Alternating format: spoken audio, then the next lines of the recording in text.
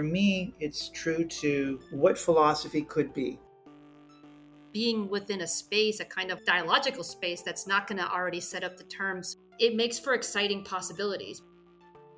To try to say, okay, trans philosophy can be its own specific subfield of philosophy and it can have its own projects. But then there's tension there about what it means to be establishing a field like that. A plural understanding of both philosophy and trans that spoke to my decolonial, intersectional, transnational approach to philosophizing. We're super excited to be here talking about trans philosophy, an edited collection coming out with University of Minnesota Press. My name is Perry Zern, and I'm Provost Associate Professor of Philosophy at American University in DC, and I'd love my co-editors to introduce themselves along with me. Great. Thank you, Perry. My name is Andrea Pitts. I'm Associate Professor of Comparative Literature at the University at Buffalo, and happy to pass it along to my colleagues. Hi there, happy to be here. This is Talia Betcher, and I'm a professor of philosophy at California State University, Los Angeles. Hello, everyone. This is PJ DiPietro, scholar, activist, and an associate professor of women's and gender studies at Syracuse University. Pleasure to be in your presence and with the audience. You should see our faces right now. We're all smiling. We love working together and we love having to be together. So that's one of the predecessors of this book, really, is our friendships with each other. But I wonder, Talia, if you could sort of kick us off with the story of how we came to the idea of this book. Well, I think that it's really been lost in the haze of time. But I think generally, I think the two of us, Perry, we both had the idea for a collection and we approached each other and we started talking through the idea of a collection. And at the time, we had a very different vision. I think we were thinking like, well, what we wanted to do was secure a kind of like play the game to secure a kind of reputability for folks within the profession, sort of stake out a field or a subfield that way. And fairly quickly, on, we realized that that was just not the way to go. And it was not really true to our vision of trans philosophy. And I think that then with the additions of Andrea and then PJ, I think really helped us sort of, see that even more clearly, sort of open things up into a very different conception of where we ought to go. It's true that we were at this juncture where students, especially graduate students, were coming to all of us really at the time and wanting to know, how do we do trans philosophy and how do we make trans philosophy a thing? And in a sense, this edited collection was one of the first ways we tried to make it a thing. Of course, we were preceded by earlier conferences in 2016 and 2018, respectively. But really, to try to say, okay, trans philosophy can be its own specific subfield of philosophy and it can have its own projects. But then there's a tension there about what it means to be establishing a field like that. Andre and PJ, do you want to come in here with the rest of the story? I just also want to echo, this is Andrea, I want to echo the opportunity to work with the folks in this collection, because I know for me to get an outreach from Talia and Perry early on was like, a welcomed invitation, because I've been admiring both of them as scholars and now proud to call them my friends and colleagues. And so it was another opportunity to connect and to collaborate. And I also, was, working with students at the time. I know Perry and I had been working on a conference. We had been working on the Trans Philosophy Project conference. I had been working with a grad student, Maggie Castor, and had been, kind of helping do some compiling work. I know, PJ, we had reached out to you to also do work on that website and to also expand outside the Anglophone philosophical discourses about trans philosophy. And so at the time, I was also thinking, in addition to working with Perry and Talia, it would be amazing to expand our purview and think within, at least for me, one of my philosophical subworlds and kind of interdisciplinary areas is Latinx and Latin American philosophies and studies, feminisms more broadly. And so to have the opportunity to connect with PJ and do more concrete work thinking across Latinx and Latin American philosophical spaces was really exciting. I was just really excited to also have the opportunity to connect with them and to be able to build the project out that way. If I could add something to that, by the way, today I am coming to you from Cuenca, Ecuador. And I think I'm feeling okay, although I had dental surgery last week. So excuse me if I have any second of dwelling too long on any question. It's just the med pains talking. Sorry about that. One thing that I remember clearly was the practice. That I think the invitation in my case came either around one of the Trans Philosophy Project's conferences or right after that. And what I truly appreciated was the conviviality of the space, the practice of hospitality, and understanding a plural understanding of both philosophy and trans. And that spoke to at least my decolonial, intersectional, transnational approach to philosophizing. That's a term that I'm borrowing from Talia. I'd say that that was pretty much appealing to me, and hopefully the book continues to convey that hospitality, that plurality, and the intention of being multimodal and being also a very thoughtful about the approach to what it means to do trans philosophy, taking on trans at the same time that we trouble what trans may mean and what it may foster. So thank you for making me a part of this amazing project. Thank you. Should we go on to the second chapter of the story with regards to publishers? That's where I was going to head next. Yeah. I was going to say, we were thinking, especially when Talia and I first got together to collect these pieces, we were thinking we're going to aim to publish with Oxford University Press because it is one of the more renowned, strictly philosophy presses, or a place where some of the most advanced philosophical work today is being published. But the more we thought about it and worked with it, and others will share other elements of this story, we really shifted in our hearts toward Minnesota because Minnesota already has precisely the kind of breadth and complexity that PJ was gesturing to that is the heart of this project. We want trans philosophy, but in general as a field, but also this book to speak across disciplines. We want it to speak across locations and geographies. We want it to be expansive and challenging to what philosophy is and to what trans is thought to be. And Minnesota is such a perfect place for that, and had such a great track record for already publishing trans philosophical and trans theoretical work that we ended up shifting to Minnesota. But other folks can add a little bit pieces of that conversation.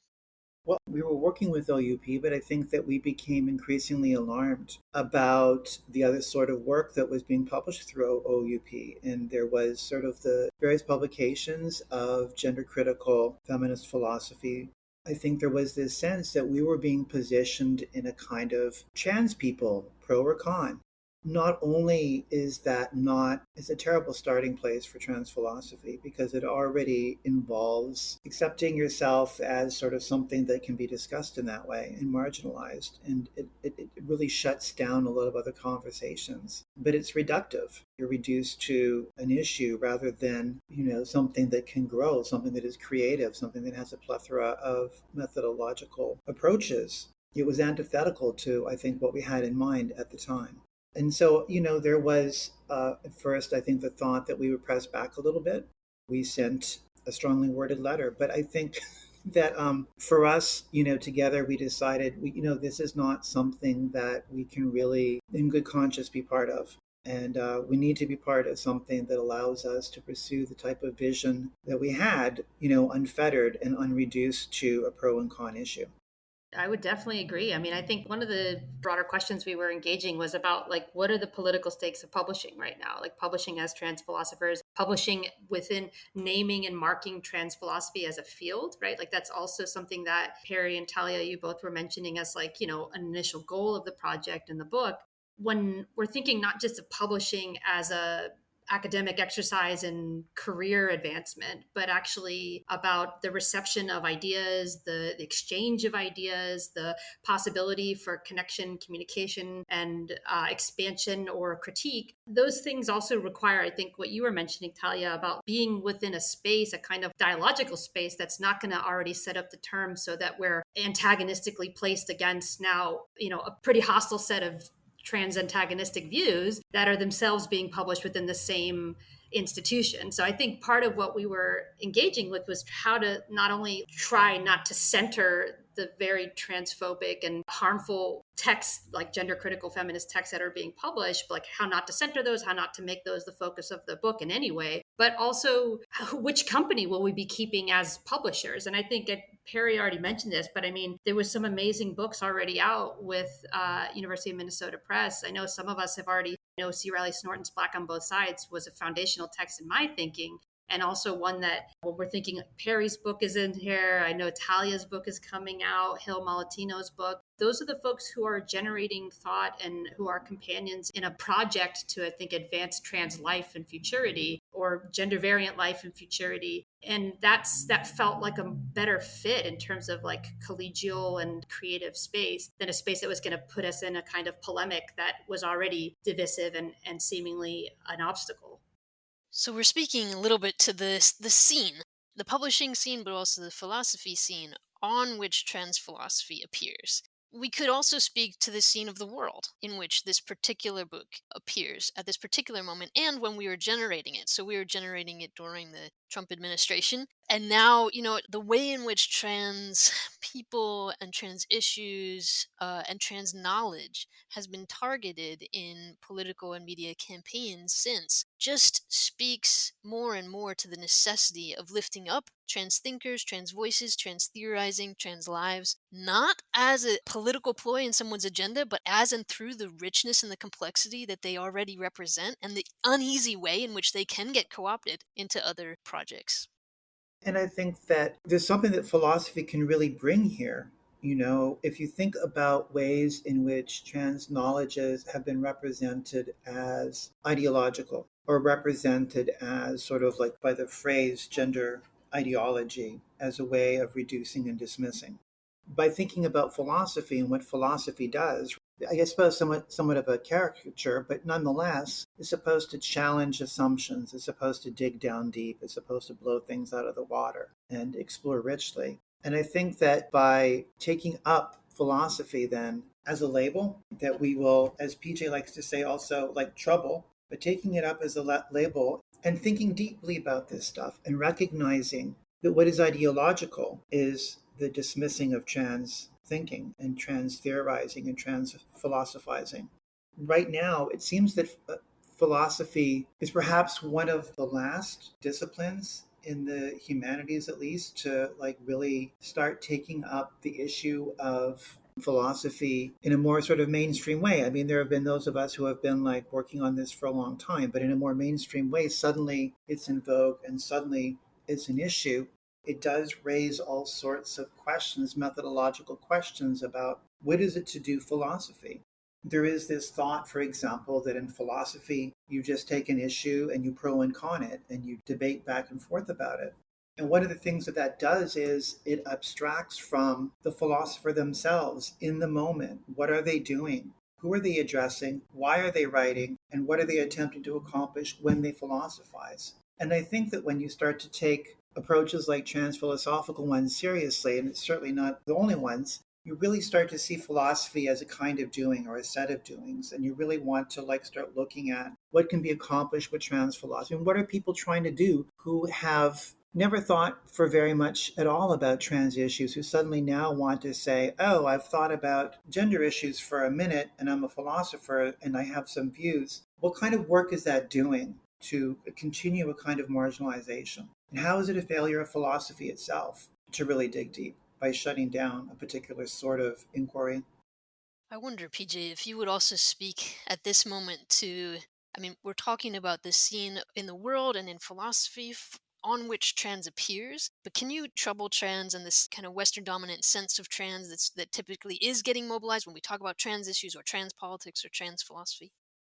I appreciate that question, Perry. And I want to say something that Andrea mentioned earlier about the need to think on the ground in specific locations and from different genealogies of what it means to both take up and give uptake to trans, and at the same time, as I said earlier, trouble trans. The category, the experiences that are understood under the category, the ways in which self-recognition sometimes works through and with and sometimes against trans. It points to non-normative bodily projects that are informed or undergird, underlied, underwritten by other cosmologies, different ontoepistemologies, where some of the assumptions that we make about reality or about the reality of the body or about the reality of sex and gender or that system that we call sex and gender don't quite fit into those understandings of the world, ways of being in the world, ways of doing in the world. I think that's one of the beautiful aspects of the book, that it allows us to do trans philosophy from within a cluster of pretty expansive, I would say, ontoepistemologies and social ontologies. It allows us to think trans in juxtaposition with and about the resonance of trans with other non-normative projects without authoring, right? Without thinking that trans is always the umbrella, thinking that trans is always the universal, that trans can capture all of those specificities. So I think that's the kind of work that as philosophers we aspire to do. We pay attention to experiences, but also those who experience those experiences. And we pay attention to the ways in which they are making collective sense of those experiences. And in doing so, they are also engaging in philosophy. And sometimes they are sex workers, sometimes they are spiritual guides or officiants. Sometimes they are part of a dance troupe. And I think that's one of the beautiful things that the book does, right? That it authorizes, it sanctions the practice of philosophizing from within and without philosophy proper. There's a beautiful emphasis on locatedness there. And there's certainly a translocality, I think, to a lot of the work that's done in this book and that we hope continues to be done in trans philosophy. And this certainly resonates with some of Talia's work and her concept of ground-bound trans philosophy. So a rootedness in a where and a who and a when and thinking, whether it's trans or other forms of gender disruption from that place. That's the kind of rootedness or locatedness that we want to attach philosophy to, rather than let philosophy pull trans into some kind of abstract, universalizing, metaphysicalizing space. But I also wonder, I mean, we've come to trans philosophy late as a field of philosophy, right? Talia, you said humanities in general. There's a lot of humanities fields that have engaged trans studies for a long time now, and philosophy is sort of just stumbling its way toward that. But we can certainly learn a lot of lessons from other marginalized fields of knowledge and practice that have made a space in or adjacent to philosophy. And Andrea, I wonder in particular if you might lead us in thinking about some of the gifts of some of those other traditions that could guide us in this moment. Well, yeah, I mean, I was just thinking about PJ's point about the multiplicitous genealogies that are kind of informing, because it's funny, like thinking about my own trajectory into trans philosophy. And PJ, I'm sure you're going to recognize some of these folks, but like I actually came into first reading trans theoretical work through like Diana Maffia and Josefina Fernández. And like in the Southern Cone in Buenos Aires, I was finding all these amazing books. And then later started reading Marcia Ochoa and other people who were really like within Latin American studies and also within gender studies context in Latin America, thinking critically about as precisely the topics PJ is mentioning: sex work, labor, self-determination. I mean, a lot of questions that were like very politicized from grassroots communities that then, and I know we all have our own genealogies into this, but I was not finding that dialogue about trans studies this was like mid 2000s, first decade of the 2000s. So, I mean, Talia's work is obviously somebody who became an early example of somebody who was doing this kind of grounded work for me in philosophy. but it was my kind of trajectory did not come from philosophy to be thinking about trans and travesti and gender variance in that sense. And so also,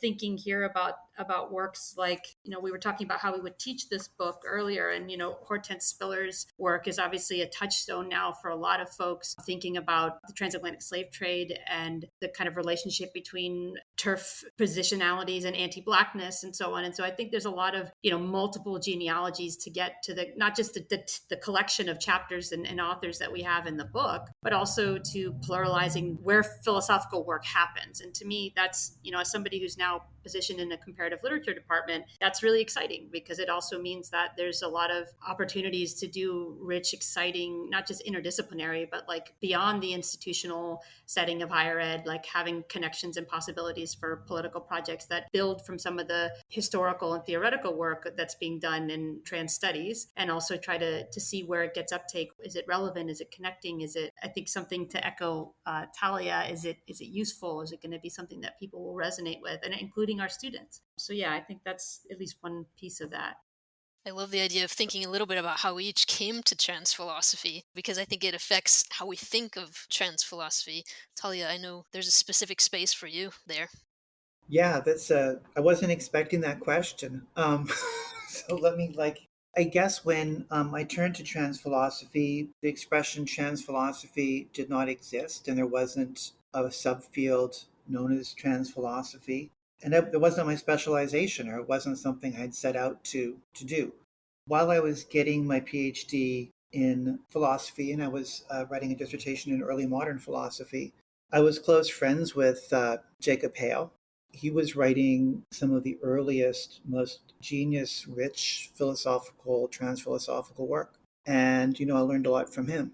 But it wasn't until the murder of Gwen Araujo and the subsequent treatment of that in the trials, in the media coverage. I mean, back then, mainstream newspapers' coverage of trans issues was abysmal.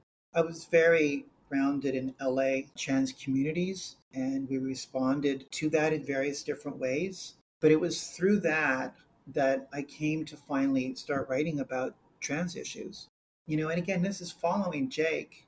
The way I thought about things was always very local. I knew that what was coming from trans communities in LA. But it was an opportunity for me to start making sense of my experiences since the mid 90s. Like I like to say, trying to make sense of the WTF, what the fuck is going on? How can I use philosophy to illuminate? My approach to this has always been that. It's always been one of how can I illuminate my experiences, and can this be useful to other people in their experiences as well? And then how can I talk to other people if we think of philosophy or writing as a way of maybe engaging with other literatures? How do you start those sorts of conversations? But it wasn't until, I guess 2015, 2016, when can't remember when I met you, Perry. It was before then. But there started to be an increase in folks who were actually trans and non-binary in the profession of philosophy, some young, mostly like grad students who were really starting to think about these issues. And it was really interesting. And suddenly I wasn't alone anymore. And suddenly there started to be a bunch of people doing this stuff. And now suddenly there's such a thing called trans philosophy. And that's really remarkable and exciting. And I'm so glad to still be around to be part of that. We're glad you're here too.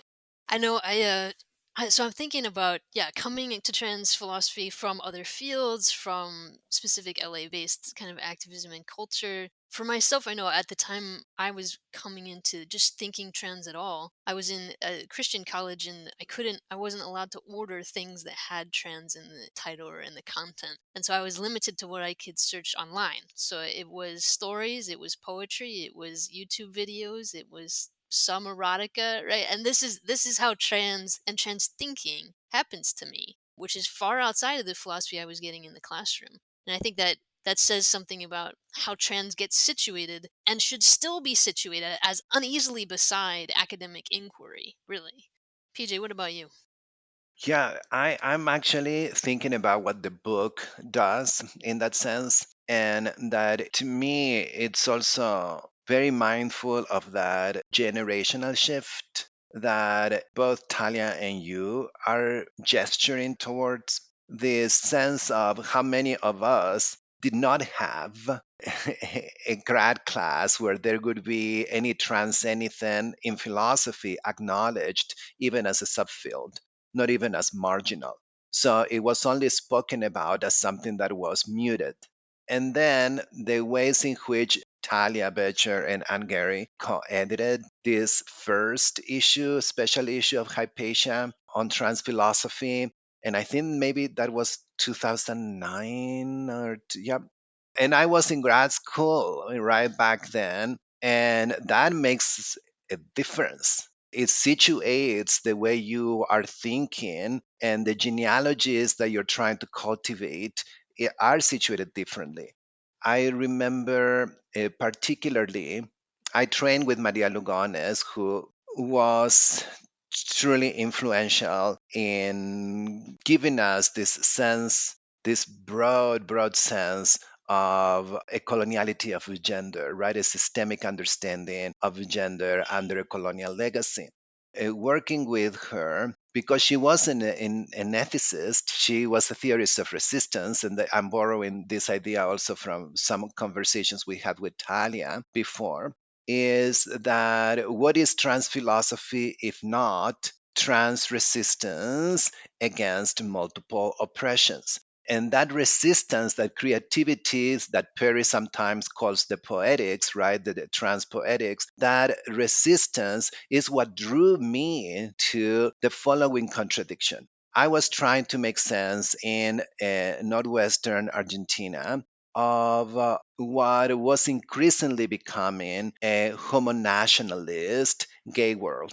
And in trying to understand the resistance to that homonationalism, is that I encounter the ethics, the politics, the phenomenology of travesti sex workers. It was through that shift, that is an epistemic shift, that I learned that in many ways, the way in which I was philosophizing these political practices that were anti normative, in my view, and in the view of those practitioners, that I needed to do a lot in order not only to enact epistemic justice, but also to become a collaborator, a philosopher collaborator, not from the outside, but from within struggle. And I think that made a ginormous difference in terms of the scholar activist that I have become and what I can bring to a project like this, and what I can bring also to the trans philosophy classroom, to the pedagogy,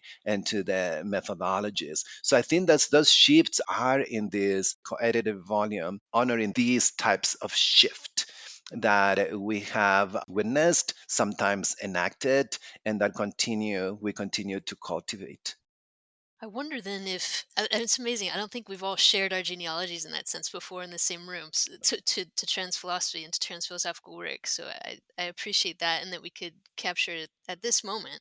But we do have, we have this book, and we have, PJ just referred to, Talia, your work with Anne Gary on the transfeminism issue of Hypatia as a kind of predecessor to this. Why and how did this become possible? And what do you see as the collection itself as doing? Well, when I published through Hypatia, Evil Deceivers and Make Believers, Hypatia got an interest in trans stuff, and so wanted to do something on it. I was very still young at this point. I didn't have tenure. I didn't know what I was doing. So I ended up working with Anne. I don't think that I wasn't thinking of trans philosophy as a subfield. I was thinking of sort of like the intersections at the time of feminist philosophy and trans studies. But one of the obstacles we found was just simply there were too few trans and non-binary folk in or even out of the profession who were submitting things. It was a real struggle to sort of get that going, and there just simply wasn't critical mass, if you will. Certainly, I think that where we are now is a very, very different time, not only in terms of the profession, in terms of academia, in terms of sort of like the world as a whole, but there is that critical mass where I think that we can maybe do something like what I think that Anne and I had envisioned back then.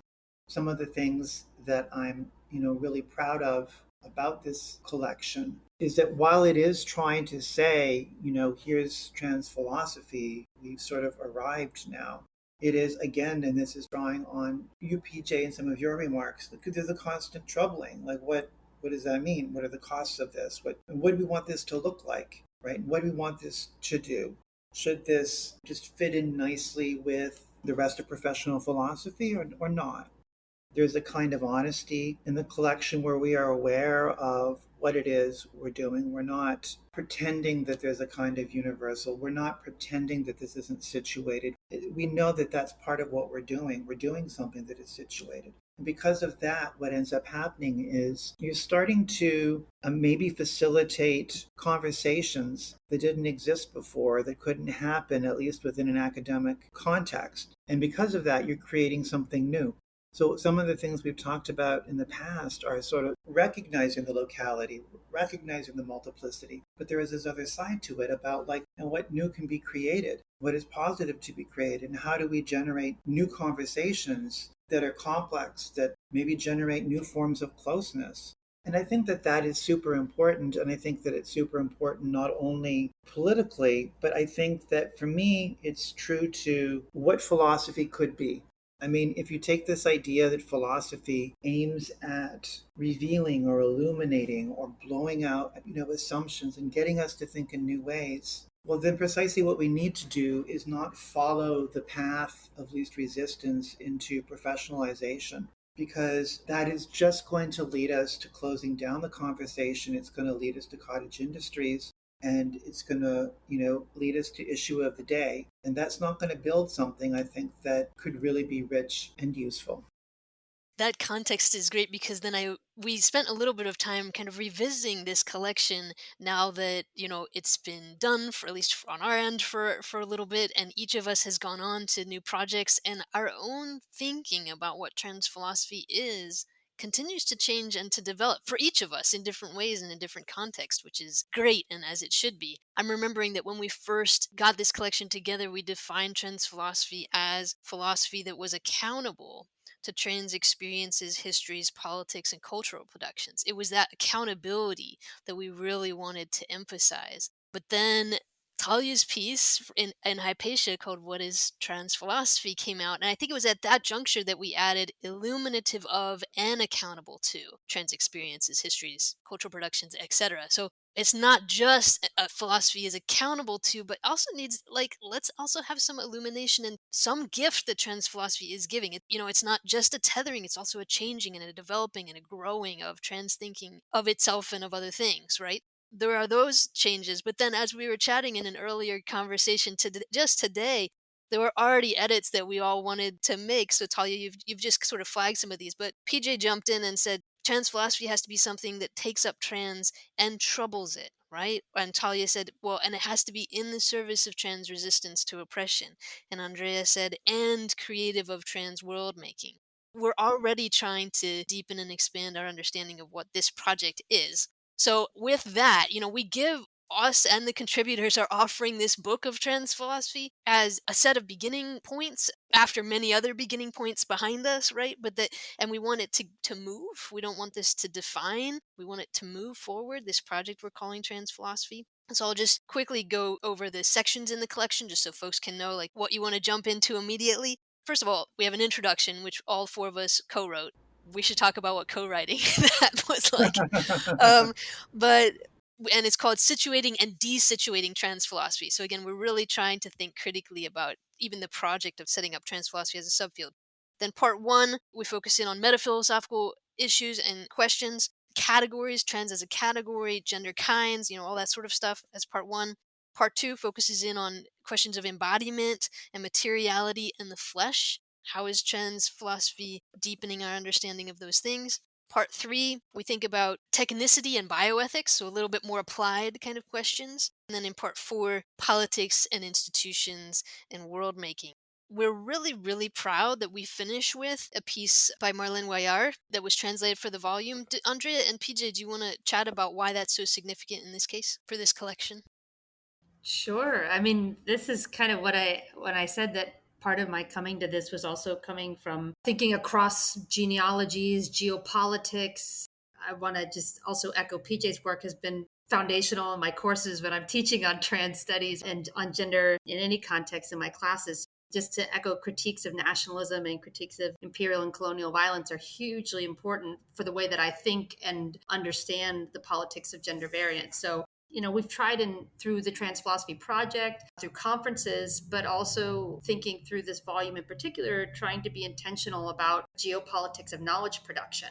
Part of that is also that the authors that we were working with were publishing, and there's a kind of Anglophone dominance within a lot of US-based philosophy now. And I think also something that we need to contest and trouble, which we also discuss in the intro, that there's a need to trouble those not only linguistic dominance of the English language, but also the kind of cultural politics of an Anglophone context that seem to be one of the concerns about trans as a theory that travels, so to say. And so I think to be thinking not only across languages, but also now to be thinking with theorists like Marlene Wayar, who are themselves within forms of struggle that are location specific, so that have very specific sites of activism, resistance. Argentine gender politics are, for a global scale, extraordinarily interesting and important.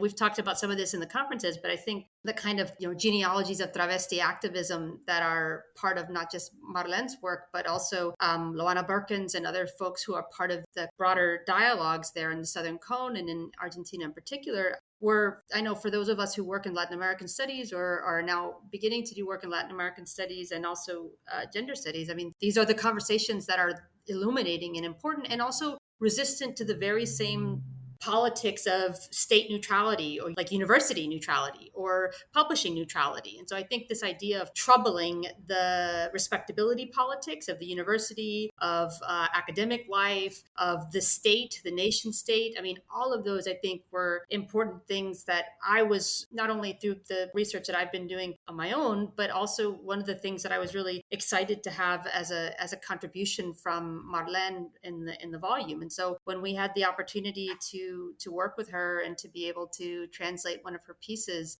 a previously published chapter, I was, really excited to do that. And I hope we'll do more of that. That's a hope for the future. Yes, I do want to say that the importance, again, like I said earlier about practice, it is the practices where the philosophizing begins. It is the practice of interpretation, and the situated interpretation has a lot to do with ethics, a lot to do with what does it mean to do this type of thinking and pluralizing together, despite but or sometimes against the flows of knowledge and financial support for knowledge production, that there's a gap and a rift between south and north. So it has to do with that. It has to do with restoring some form of justice to knowledge production. But also it has a lot to do with the practice. Who are we speaking with? Who are we who are we engaging with? Who are we listening to? And in that we also have to be very cautious and very intentional about the fact that yes, Spanish can be an imperial language, but it can also be a language of resistance for many, both bilingual and non-bilingual Latinx and Afro-Latinx communities in the US and in other, Latinx diasporas in the world. And then we also have to look at all the work in Oaxaca, Mexico, the work in Guatemala by speakers of Maya Quiche, work that I've encountered, and I've encountered due to the beautiful work of bilingual indigenous researchers, scholars, activists who are doing this. They carry the burden of doing this work of constantly translating themselves to the languages that are dominant in the house of knowledge. In that sense, what we practice with the book and with, it's not about including a translation, but rather about acknowledging how wide the field is, but also how we may sometimes unintentionally support forms of ignorance that we have to criticize and deconstruct.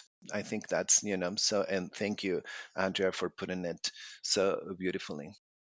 Yeah. So I think at this point, I'm just going to emphasize a lot of the methodological commitments that we share for this volume, but also for future work in trans philosophy, the kind of commitments that have come up already.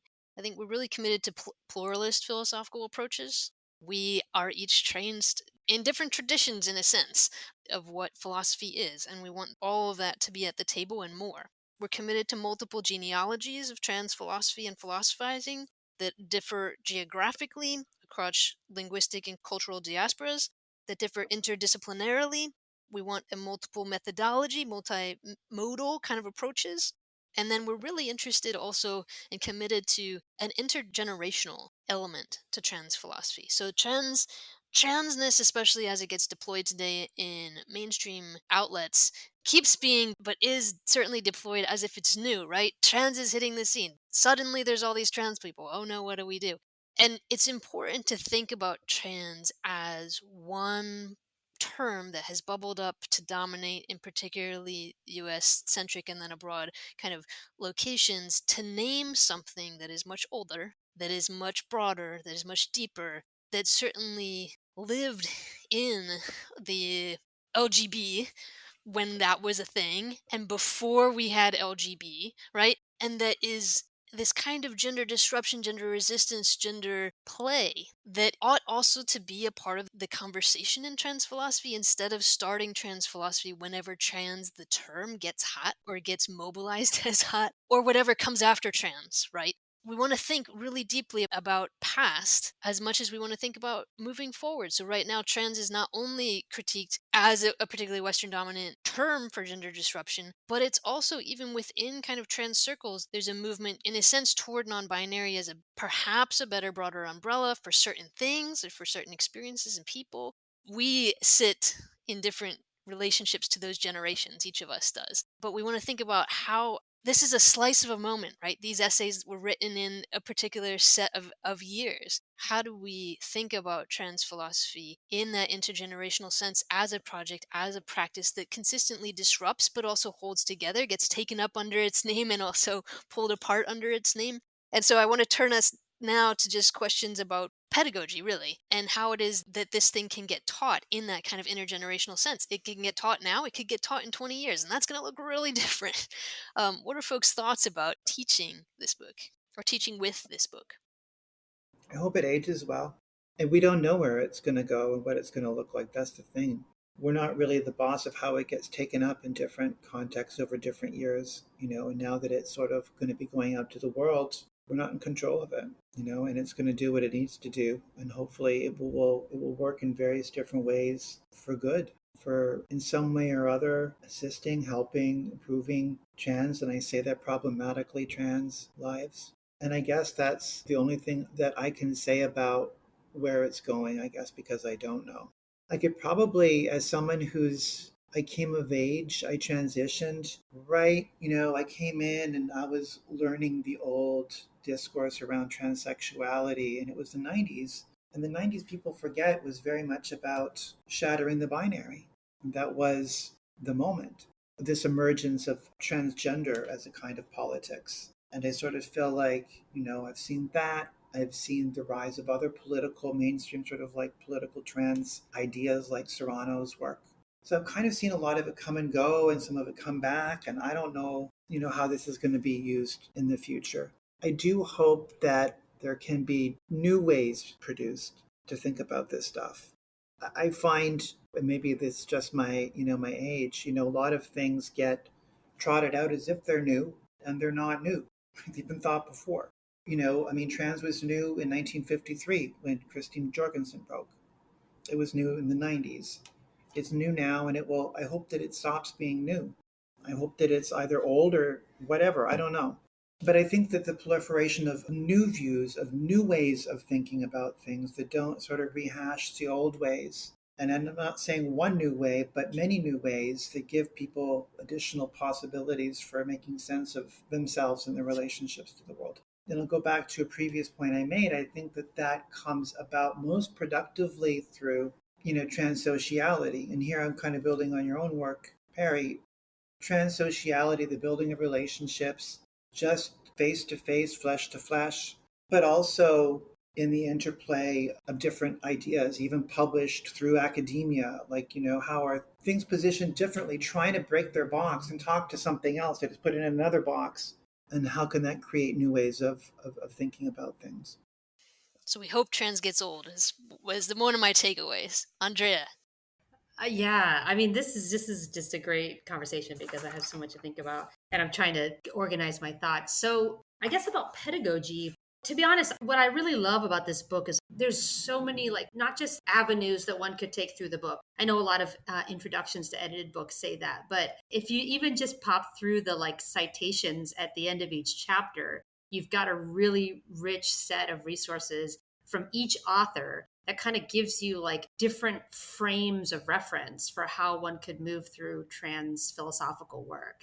I was thinking back to something Talia said a few questions ago about philosophy and philosophizing. And one of the things that she said was that this book and the way that she's practicing, and I think hoping that trans philosophy will work out, as you said, that it will bring up new forms of closeness.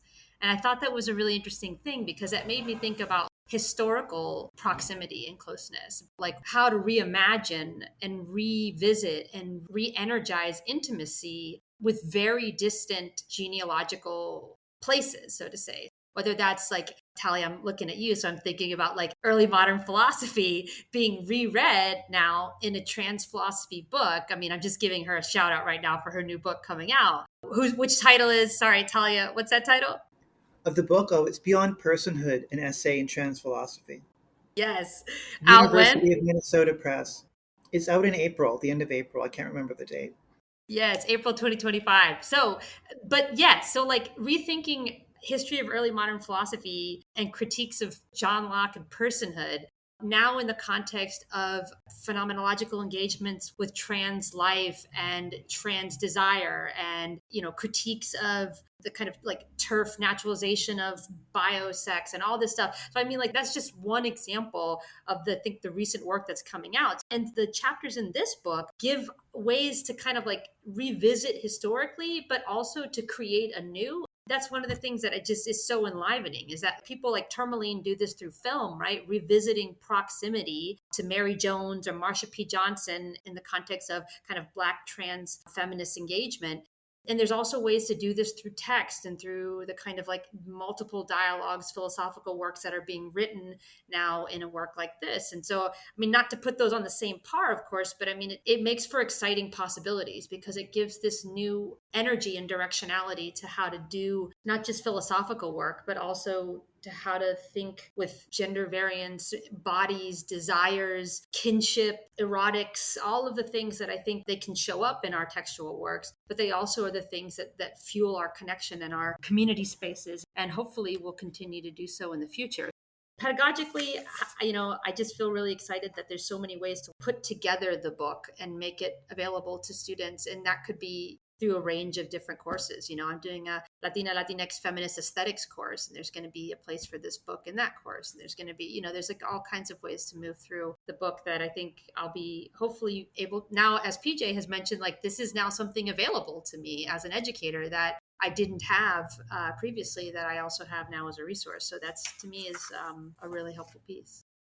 One of the things that is very challenging about the dialogical situation in which we find ourselves, because we always begin, right? Pedagogy is dialogical engagement, but we also begin with several ongoing dialogues already on the way. And then you have the structural conditions of the academy. I teach at a private university where students pay an obscene amount for their tuition, maybe $70,000 without room and board. So if you add room and board to that, and then there's 24,000 students, and I teach the only class alone in transgenders and sexualities, not even trans philosophy, right? Transgenders and sexualities. Yeah, now I'm going soon. I'm going to teach the first grad course in trans philosophy at Syracuse ever. Who knows?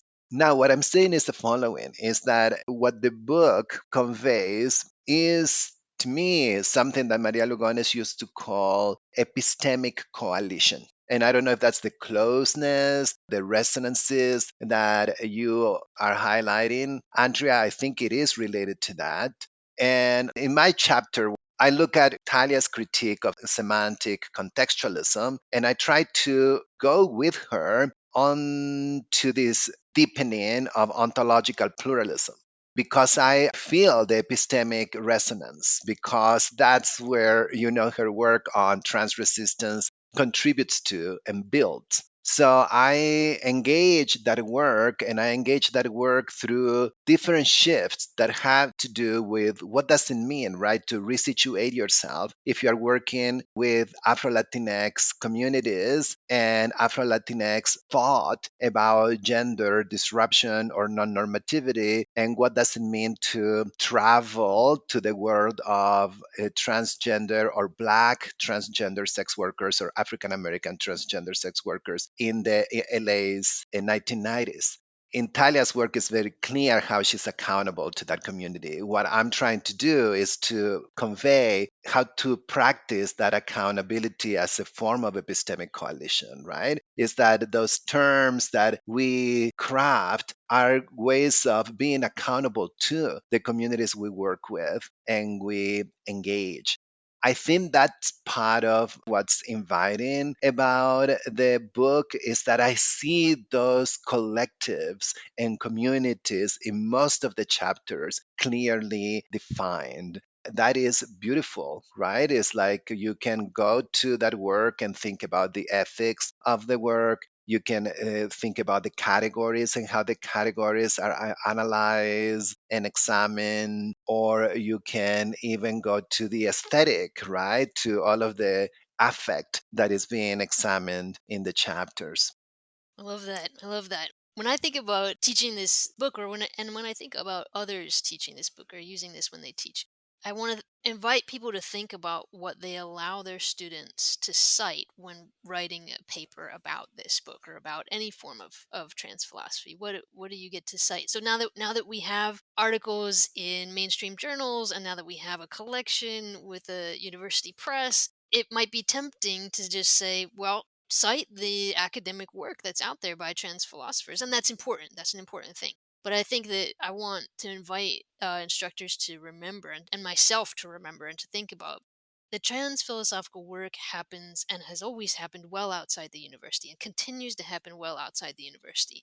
And so it should be, I think, a part of trans philosophy essays as assigned and written and invited by students at all levels, that they turn to oral histories of trans folks, which are very widely available right now, that they engage in some archival work, that they dig up a zine, that they look on, trans uses on various social media sites, the old stuff, Friendster, MySpace, and then the newer stuff. Tumblr was huge and important, especially for bringing together kind of trans and crip experiences and neurodivergence. Turn to those places, think about poetry and think about story. There are these many places in which trans things get theorized and where philosophical play happens and philosophical insight happens. That's one of the senses when I think about trans poetics, I think about that. The making of meaning among trans socialities doesn't just happen in the university, and trans philosophy isn't just trans philosophers getting together to edit collections like this or to, get beer at a bar, right? And so when this gets taught, I think I want that heartbeat, that turn.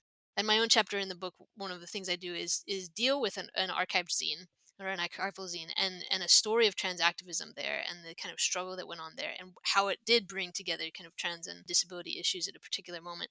But I think that should be a part of how this shows up. I want that to be a part of how this shows up in the classroom. Let's put it that way, across fields.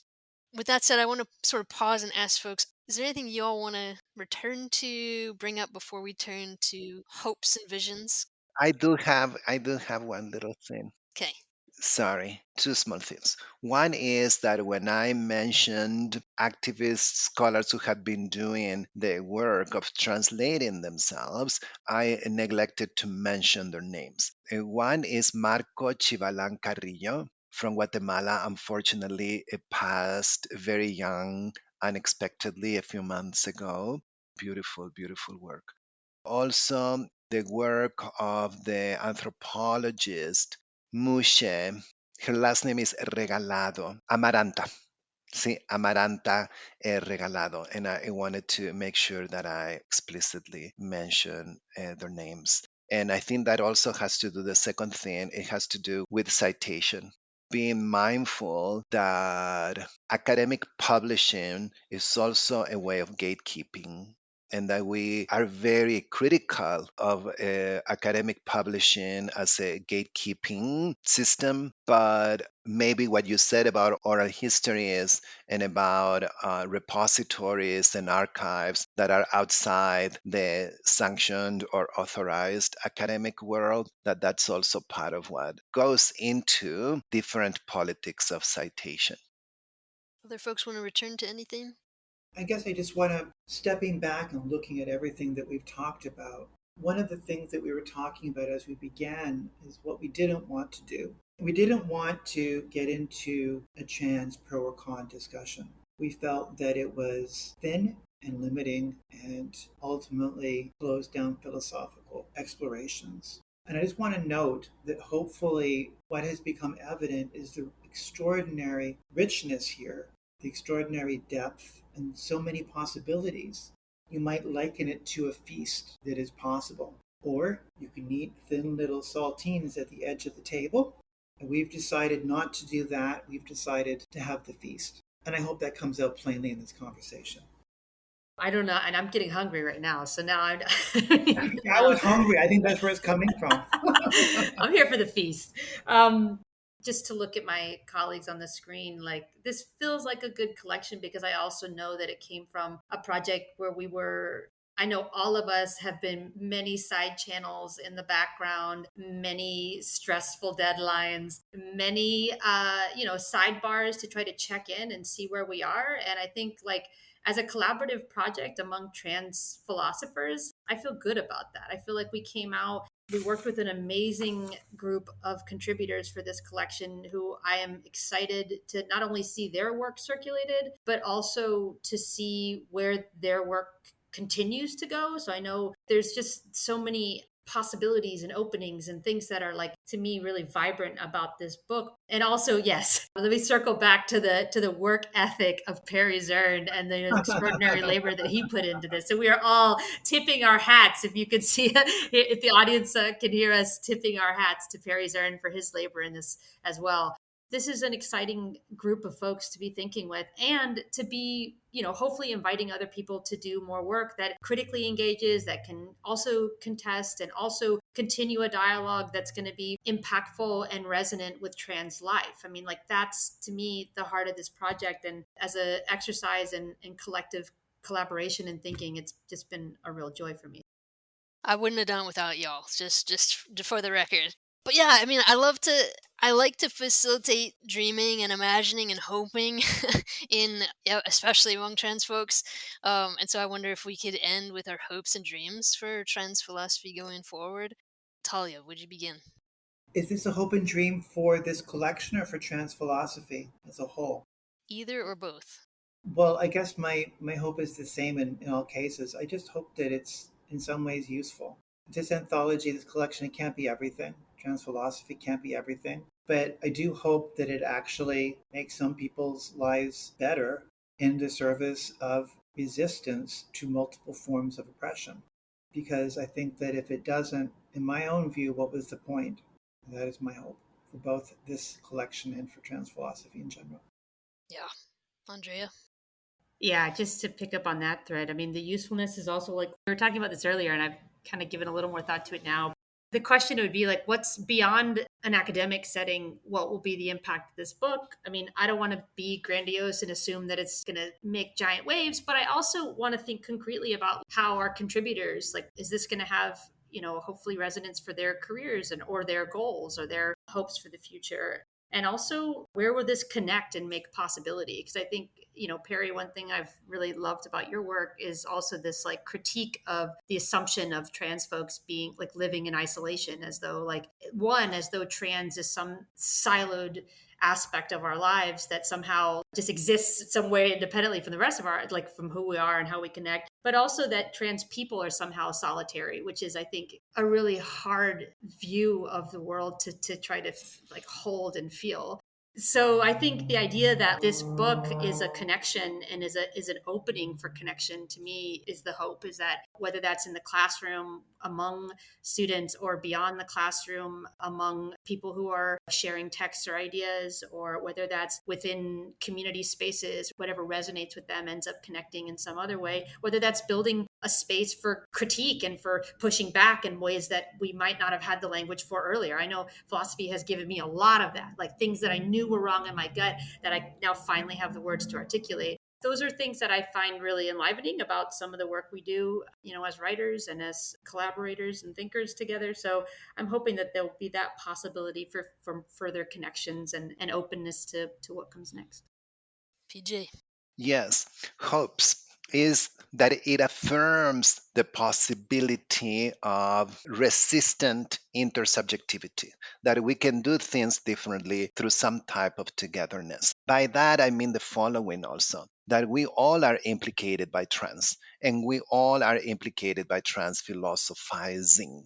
What does that mean? It means, I hope, that by affirming trans in its many guises with heterogeneities across locations and mindful of the different histories of bodily projects, by affirming that it makes uncomfortable or it creates some type of discomfort to those who are holding on to quote unquote gender, because it will supposedly give them some sort of inning into the human, into class, into race, into something that looks like the individuated modern neoliberal subject. So that makes them feel, like Andrea was stating, that makes them feel that we all are implicated by trans processes, trans experiences, and trans politics.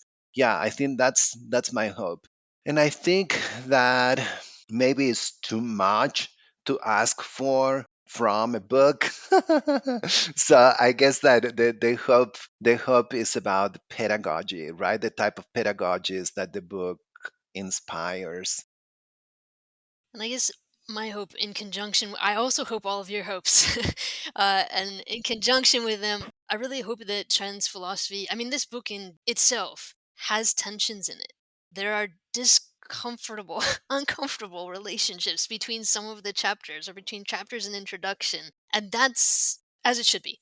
And I think I want trans philosophy in general to stay awake to and aware of the heterogeneity already there in the project, and to think about already how power, resistance, prestige, elitism, positionality of location and geography, even within the United States, affects how trans philosophy gets seen or gets read or where it shows up. To stay awake to and aware to those things instead of taking the easy route and thinking, well, all trans philosophy is marginalized philosophy and is all equally valuable and true and says the right things, which just isn't the case, right? So that, to stay awake to that. And then I also hope that trans philosophy keeps a kernel, if not I don't know, a watermelon of irreverence and disruptiveness and commitment to, in some senses, disrespecting models, established models of philosophy, of scholarship, of gender performance, of gender categories. There's something about trans that should stay disruptive for me, and something about trans philosophy that should stay disruptive, even to itself, right? To continue disrupting itself, I hope. So that's one of my hopes for this collection and for the field moving forward.